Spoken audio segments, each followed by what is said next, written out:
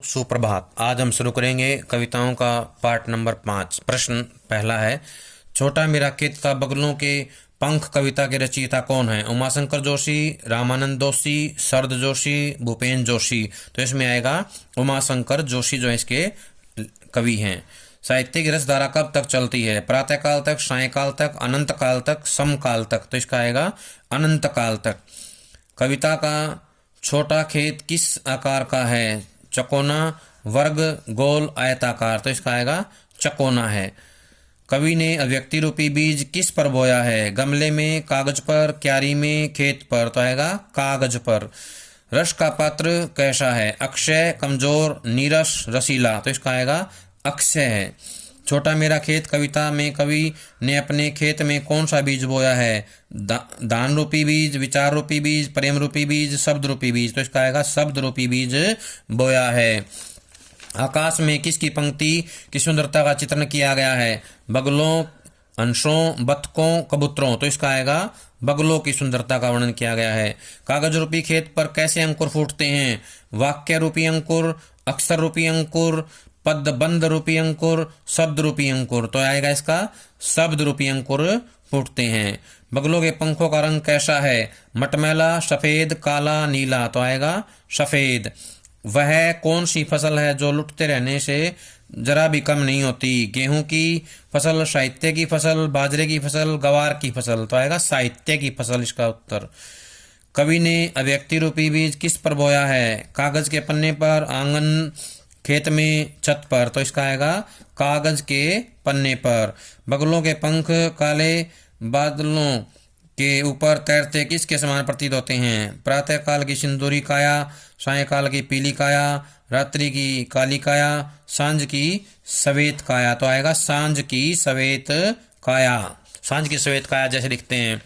अगला है, छोटा मेरा खेत कविता में किस रस की अमृत धारा को अक्षय बताया गया है? साहित्य, वात्सल्य, करुणा, श्रृंगार। तो आएगा साहित्य। छोटा मेरा खेत कविता में कवि ने निम्न में से किसे रसायन कहा है? दूरियां, कल्पना, शब्द, साहित्य। तो आएगा कल्पना। कागज का पन्ना के लिए कवि ने क्या उपमान दिया है? चकोना खेत, बीज, रस का अक्षय पात्र, अनाज का भंडार। तो आएगा चकोना खेत। छोटा मेरा खेत कविता में कौन झूमने लगे? पेड़, शराबी, गायक, फल। तो इसका आएगा फल झूमने लगे। बगलों के पंख कविता में सांझ की सतेज सवेत काया क्या कर रही है? तैर रही है, उड़ रही है, भाग रही है, नहा रही है। तो आएगा तैर रही है। छोटा मेरा खेत कविता में किसकी रोपाई की बात कही गई है? सन की, फसल की, खेत की, बीज की। तो आएगा सन की बात की गई है, कही गई है। तैरती सांझ की काया कैसी है? निस्तेज श्याम, प्रफुल्लित पीली, लालिमायुक्त लाल, सतेज सवेत। तो आएगा सतेज सवेत। बगलों के पंख कविता में आकाश में कैसे बादलों की छाया छाई है? गहरे, काले, चित्रे, नीले। तो इसका आएगा काले, काले बादलों की छाया। बगलों का कौन सा सौंदर्य अपने आकर्षण में बांध रहा है?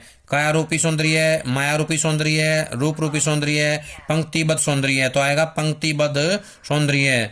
छोटा मेरा खेत कविता में किसकी कटाई की बात कही गई है? फसल, अनंतता, पेड़, अमरता। अनंतता इसका उत्तर आएगा। छोटा मेरा खेत कविता में किसकी धाराएं फूटने की बात कही गई है? नदी, अमृत, झरना, विष। तो आएगा अमृत।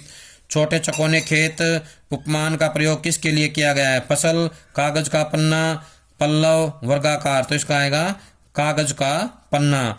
यहाँ कवि किस खेत की बात कर रहे हैं? मन रूपी खेत, कागज रूपी खेत, प्यार रूपी खेत, हरियाली रूपी खेत। आएगा कागज रूपी खेत की बात कर रहे हैं। अगला क्वेश्चन है, आगे देखें।